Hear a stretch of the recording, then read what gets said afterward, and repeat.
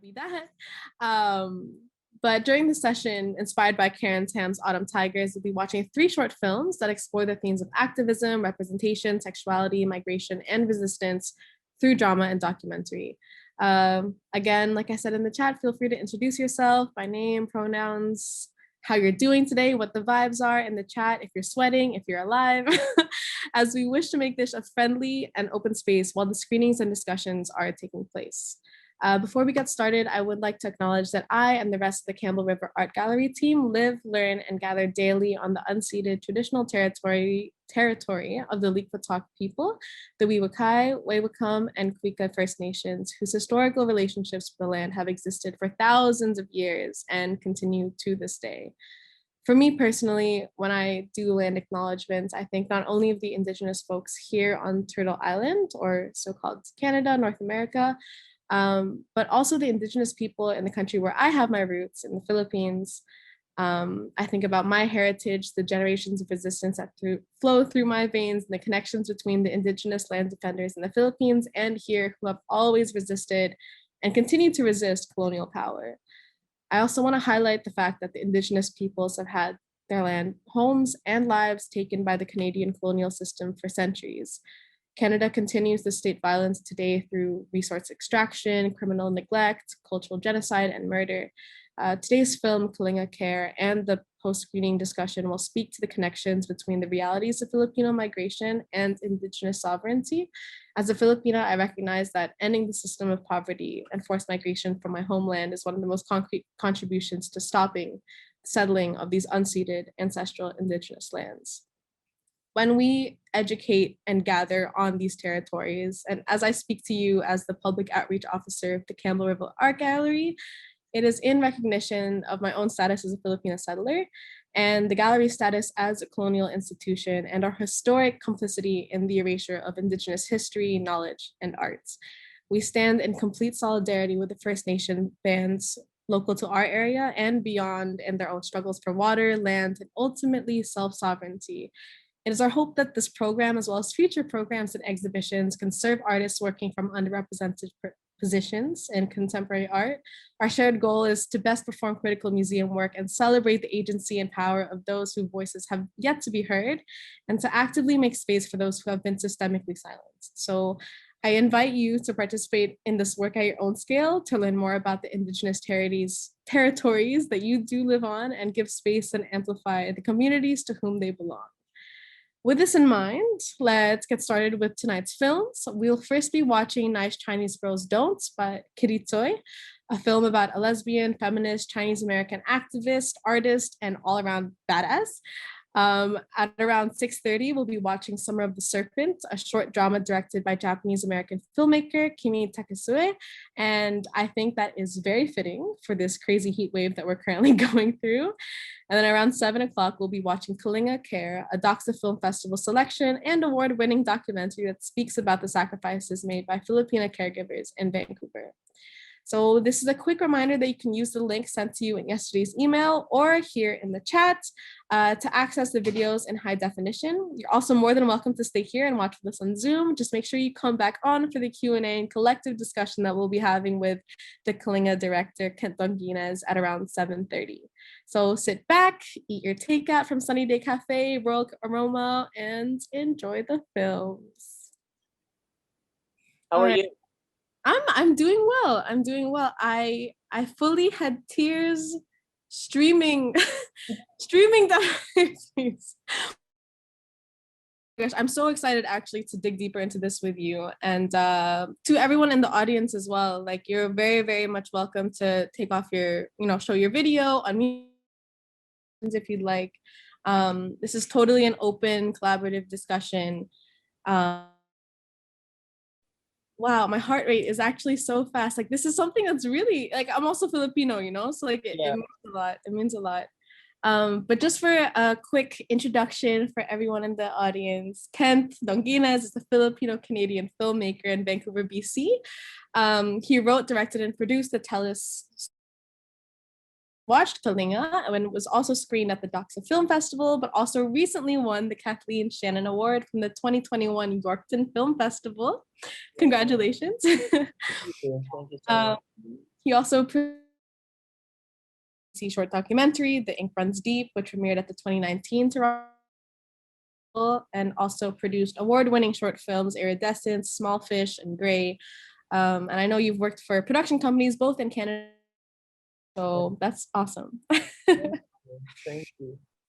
I'd like to, I guess the first question I want to ask really quick is just, could you tell us a little bit of a background of how you got started with the documentary? Like, I know you briefly talk about it at the beginning of the film, and you wrap it up a little bit at the end, but how was that experience of kind of the reality of Filipino migration?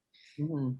Well, first of all, really, I guess, fortunate to be in a position where TELUS came in through the Story Hive program to support the documentary. It was my second time pitching the project. Originally, it was all about nurses, and then when I was brainstorming for that particular pitch, that time it was the 2019 documentary edition. I really that's pretty close to home, especially because that's I guess at that point I was put in a position where I'm trying to find my purpose as a filmmaker, and yeah, I dug deep into the archives of life, and yeah, really got the opportunity to talk to my mom and my mom's experiences, and that's what triggered the creation and the development of Kalinga, because I've been ashamed before growing up, and I can't even admit to people sometimes that my mom was a caregiver or a nanny in Hong Kong before, and yeah, and I really wanted to understand, and at this point too, I still have a lot of questions as to why my mom did it, and obviously through the help of my participants in this document, understand that I'm not the only person who's experienced this. They also have kids, and yeah, and it's one of those most common things, I guess, in this industry. Yeah, absolutely. And I feel like it is common. And I feel like it's so important to also recognize the role that the governments, both in the Philippines and in Canada, have huge trends of migration, right? Like they mentioned briefly in the film, the labor export policy. And like I've looked into it a little bit more, and there's no actual labor export policy of the Philippines, but it's actually just a group of governmental agencies that send people out. And then in Canada as well, we have the live-in caregiver program. We have all of these rules and benefits that just kind of streamline that migration. And that makes it so common. And it's really the commodification of labor and of people, of the Filipino people as well, like Yeah. it And becomes, and another thing too, like when I was doing the interview, it didn't make the cut, but one of my participants said that like they do the jobs, like immigrants in general do the jobs that like Canadians don't want to do. exactly. They're here, Mhm. and that's not for them at that point. It's their investment for their kids' future. Exactly. Yeah. We have one question in the chat, and it says, not aware of the rules behind nannies, but I would hope that the employers would have to pay CPP for them so they can have a pension. Were Yeah. you? Yeah. Yes, that is that. Before, a lot of caregivers and nannies, their contracts are usually tied with their employers.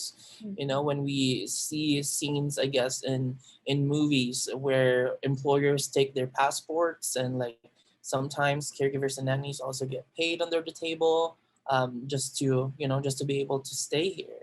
Yeah.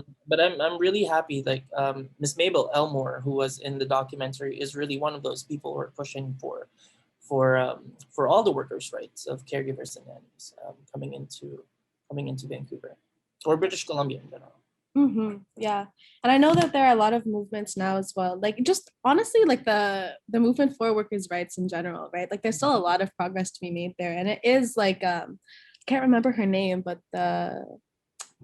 she was in the legislative, I think she was a representative, and she was talking about the precariousness of workers, right? Mhm. And it's like even now if there's a little bit more security, there's still that threat of if the workers try to speak up, if the caregivers, the nannies, or I know like hospitality workers in Vancouver, there's like a huge movement with all the hotel unions and stuff. But like there's a threat still, even if you do speak up to try to get more rights or to try to ensure that you have what you're, you know, entitled to, there's a threat that you will be just dismissed if you don't have, Yeah. you know, one of the examples of It is a tough, constitutional. it's crazy.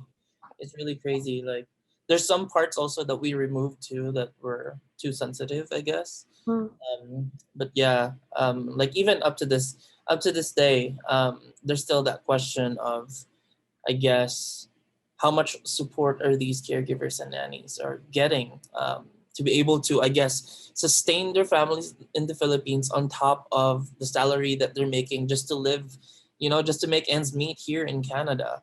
mhm. So I guess, yeah, we're seeing movement and hopefully it just gets faster. Um, Hopefully. But yeah. I think there's also so much to be said back, right? And like remittances, guys, I don't know if you know, but remittances in the Philippines is one of like the top ways that the Philippines as a country makes money. Like our income is so widely dependent on migrant workers and migrant workers sending that money back and like the taxes that are taken off of those transfers. And it's crazy how that aspect also ties into this thing that Yeah.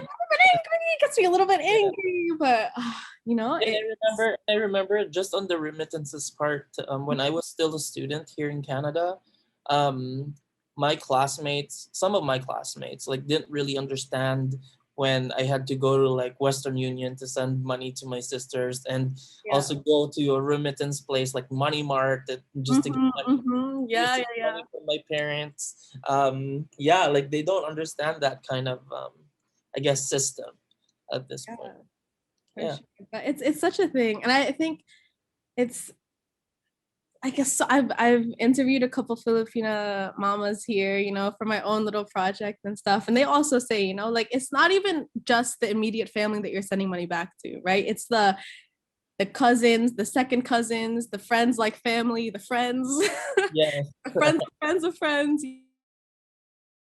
Many people dependent on you back home. And it's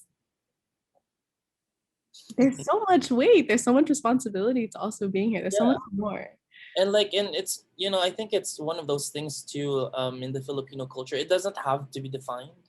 It doesn't have to be, I guess, declared that like, oh, at this point of time of this person's life, I'm going to be providing money for this person.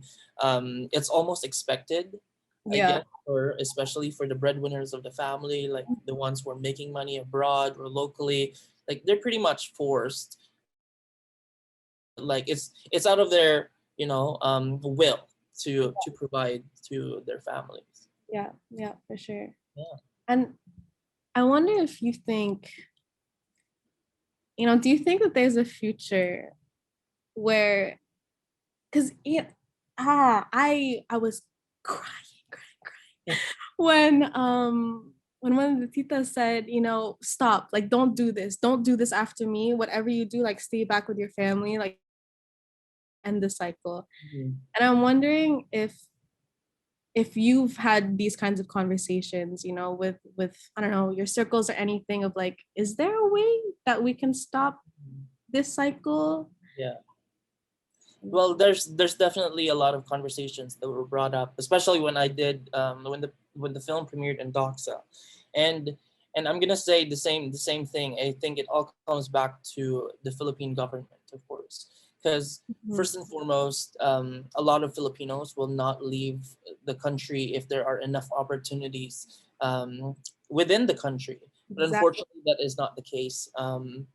Like at least in the national capital region, more than 50% are below the line, and not all of them can afford to go to school, and if they can afford to school, they won't even finish high school. Exactly. And because there is that flawed, I guess, system, I don't think this particular problem will stop anytime soon. Hopefully in the future, if we get to elect the right leaders, Fingers crossed. There might be a change, but it's at this point it's part of our culture already. It's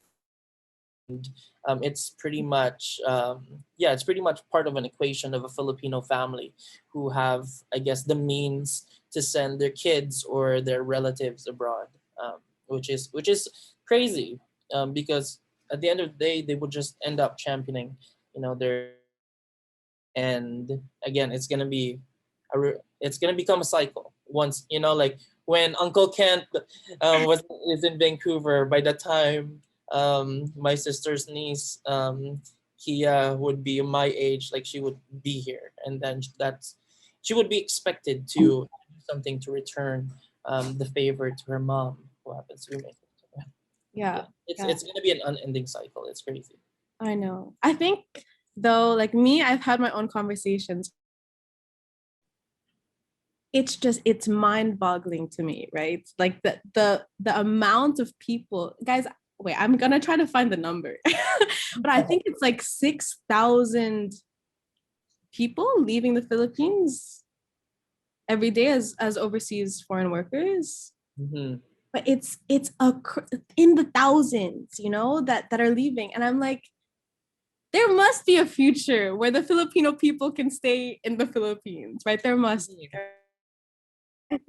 I think honestly, like there are organizations that I know that are active all over the world, and I'm a part of some of them too, that are working to make those roots that are back in the Philippines better, so that the cycle does at least Lesson, right? yeah. Like it's gonna take a while, but I think there is some hope. Fingers crossed that some hope that some kind of like political cultural revolution can kind of happen back home, right? Yeah. Well, it's really like it. Well, I guess in terms of like migration, I remember there was this vlog that I watched, where this person talked about the most common thing, or the most common people around the world are Filipinos. What he did was he went through different countries from A to Z and showcased like a Filipino per country, who lives in those countries. Oh my god.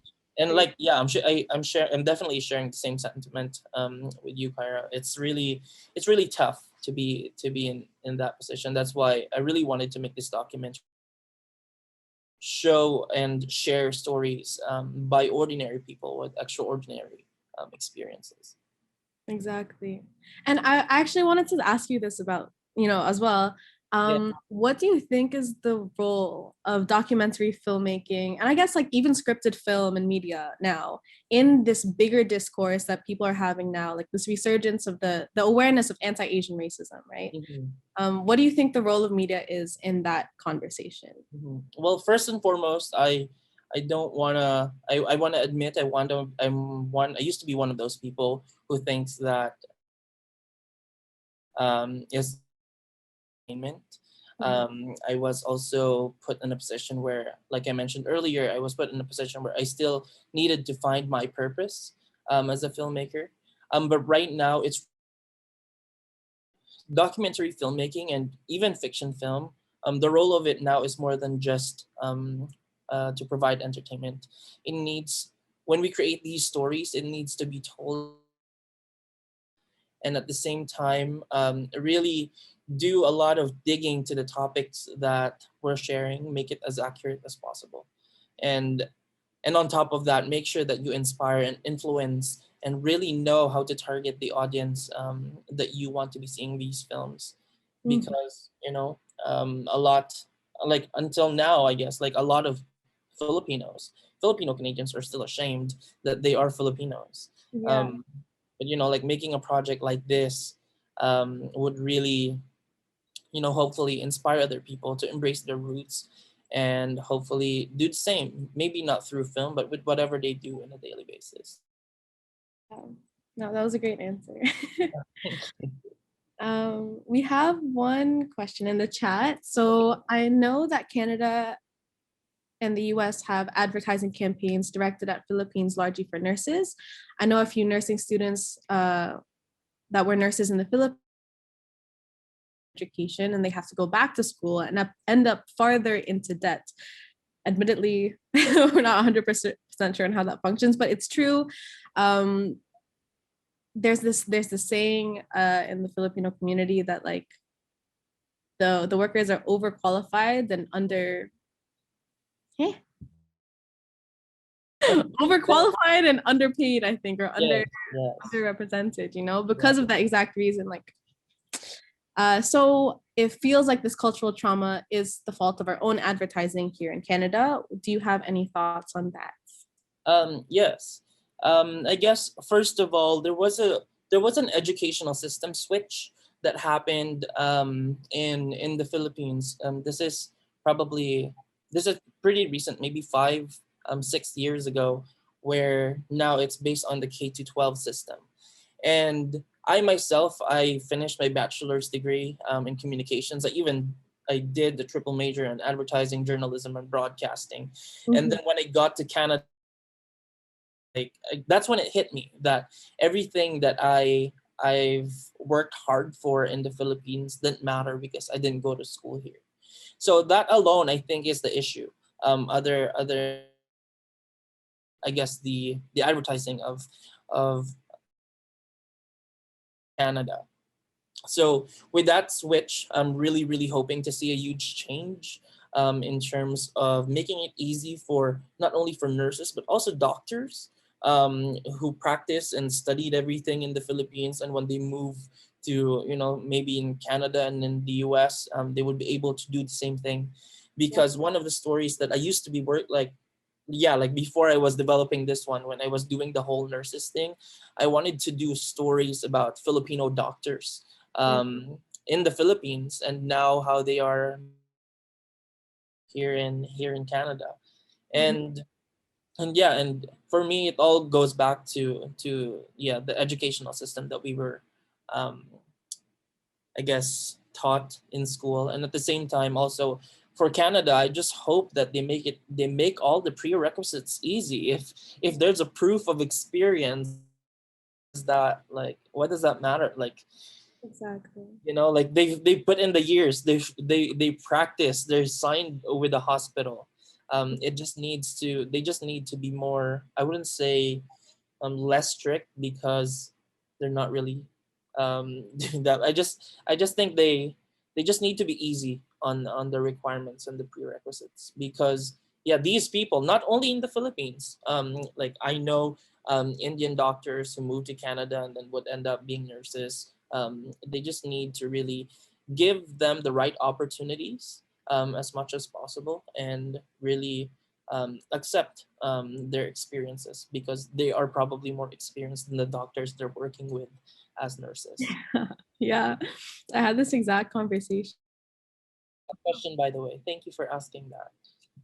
Good job. Great questions. Let me see. Let's see. Yeah. Okay. So Heather's saying if they could just require an exam or something just to check qualifications instead of requiring a whole education in the field. Yeah, like the re-education. Yes. If they're gonna make the whole program, right? If they're gonna try to funnel in Filipino migrants, Indian workers and stuff, right? Like at least give it the same. Yeah. And I guess that's what's bugging me too, because I know for pharmacists, one of my roommates is a Filipino pharmacist, and what he did in order for him to practice being a pharmacist here in Vancouver was to take an international pharmacist license. So just like what Heather said, all he needed to do was take an exam, and then he was granted an international license. If you can do that for a pharmacist, I think you can do that with nurses and doctors. If you really have that demand for these workers, then make it easy for them. Exactly. And like a simple exam would I guess work for them to be granted an international license. Hopefully, Heather. Fingers crossed. But yeah, it just goes back, I feel like, to this. I keep going back in my head, I say institutional racism, really, because it's like these people are so, like, there is so much behind them in their experience, in their studies, and all of these things. And it's like you channel them like just labor like really commodified pieces of labor, and then you don't give them opportunity. So it's They're a scared. They're scared that someone who is a person of color is probably better than them. Um, I maybe that's one of the factors. I'm not saying that that's the factor. that's one of the factors. It's gonna.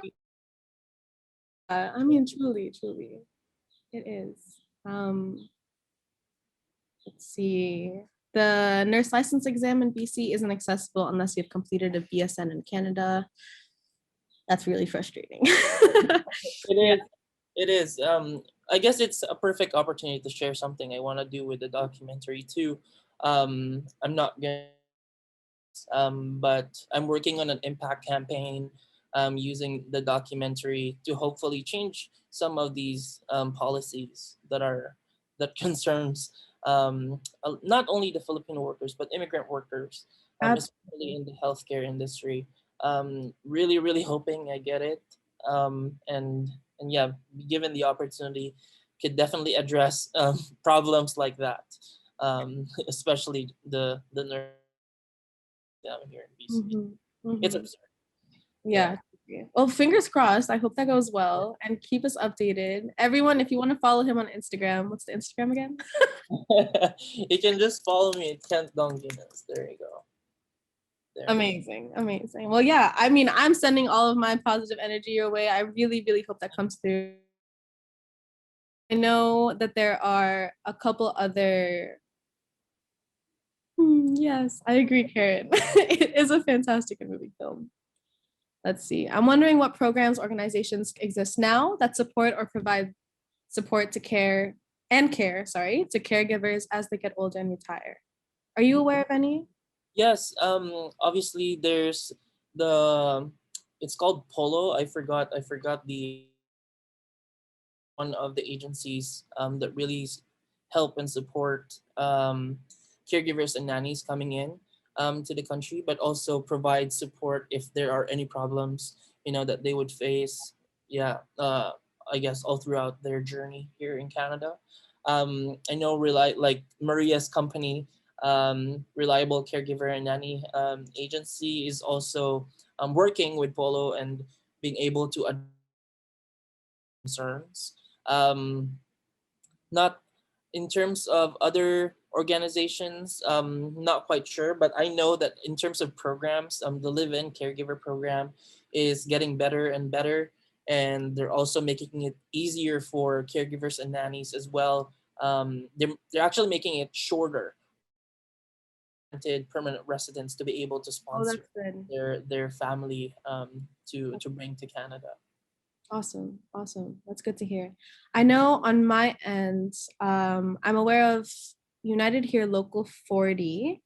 I don't think it's care. I know it's for folks in the United Here Local 40, UHL 40 is one of the folks. But they're like organizing and doing strikes and rallies in Vancouver that are there, and a lot of them are also Filipino, also immigrant workers, and problem where their contract is with these big buck employers, the Hilton hotels, all these places, but their immigration status is also precarious. So I know UHL 40 is doing a lot of good work, and Gabriella.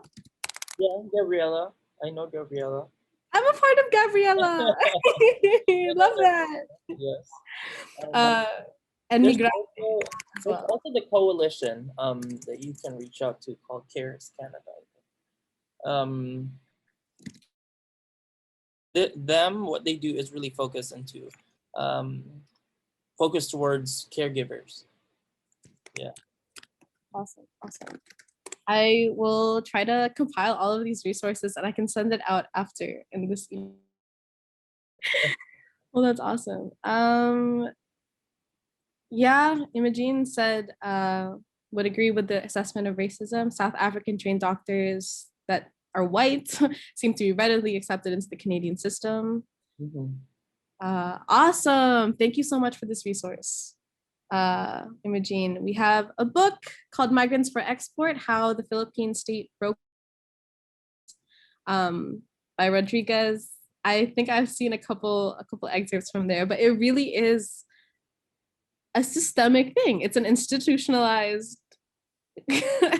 program created by the governments to Yeah. really commodify the people. Um, They're scared of change too, you know.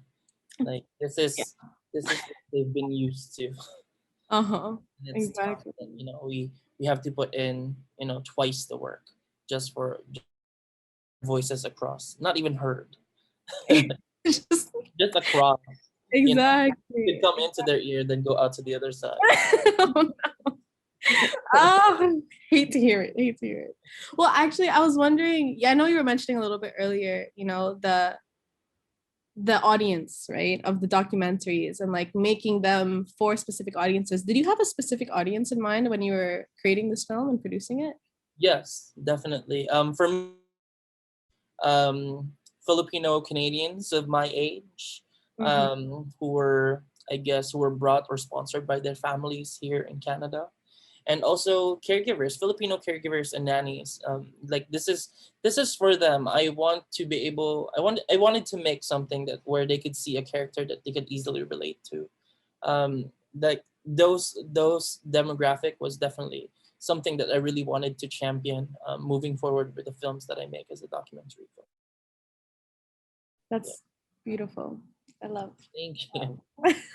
Representation matters. It really, really does. It does, and you know, and especially Filipino content as well, like Filipino Canadian content. Like I was so confused when I was just starting in this industry where, you know, Philippines is the third largest immigrant population here Yeah, in Canada, yeah. and I barely see Filipino Canadian content, even procedural films that have, you know, I'm not gonna name the shows, but some shows that are set in a hospital are like there's no Filipino character in there, you know. I But if you walk know. I to a hospital know. here in Vancouver, it's just like the first person who would greet you is a Filipino.